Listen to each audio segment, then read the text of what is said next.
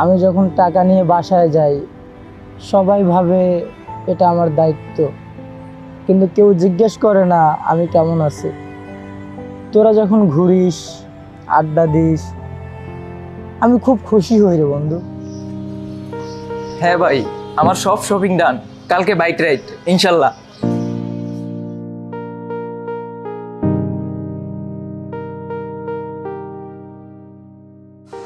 কি রে তোর শপিং?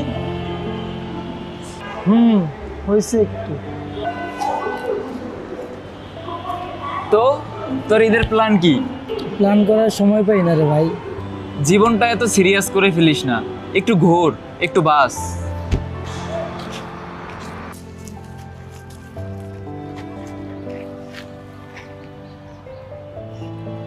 আর সবাই ভাবে আমি চুপ, আসলে বলার মতো কেউ নাই।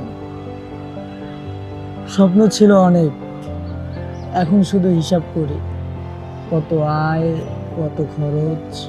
তোরা যখন ঘুরিস আমার খুব খুশি হয়, কিন্তু মাঝে মাঝে মনে হয় আমি কই হারাইলাম। তুই জানিস আমি ছোটবেলায় কত স্বপ্ন দেখতাম, ভাবতাম আমি একদিন নিজের মতো করে চলবো, বন্ধুদের সাথে ঘুরবো, ঈদের আগে শপিং নিয়ে টেনশন করব। কিন্তু আমার ফ্যামিলি আমারে স্বপ্ন দেখার বয়সে আয় করতে পাঠাইছে। আসলে ওরা খারাপ না, ওরা বাধ্য। সংসার চলে না, বাবা ঘরে অসুস্থ, বোনের বিয়ের বয়স হয়েছে, মানে সব কিছু নেই। জীবনটা সবার জন্য সহজ না রে।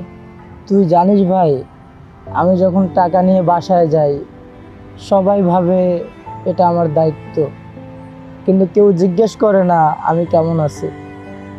তোরা যখন ঘুরিস, আড্ডা দিস, আমি খুব খুশি হই রে বন্ধু, কিন্তু মাঝে মাঝে মনে হয় আমার বয়সটা কই গেল, কি ছিলাম আমি। আমার জন্য স্বপ্ন দেখাটা কি ভুল? তুই কি জানিস আমি আজকে এত শপিং করছি, কিন্তু তোর মতো শান্তিতে ঘুমাইতে পারি না। কারণ তুই যেটা করছিস সেটা সবার পক্ষে সম্ভব না। তোর বয়স যায় নাই, তুই সময়ের আগে বড় হয়ে গেছিস। তুই কি জানিস যেই মানুষ আগে ফ্যামিলিকে রাখে তাকে আল্লাহ কখনো ফেলে দেয় না। দেখি আল্লাহ ভরসা কি হয়। আর 15 দিন পরেই তো ঈদ, তার মানে 15টা যুদ্ধ। লড়ে যা, দেখবি একদিন তোরও শপিং ব্যাগ ভারী হবে। চল উঠি।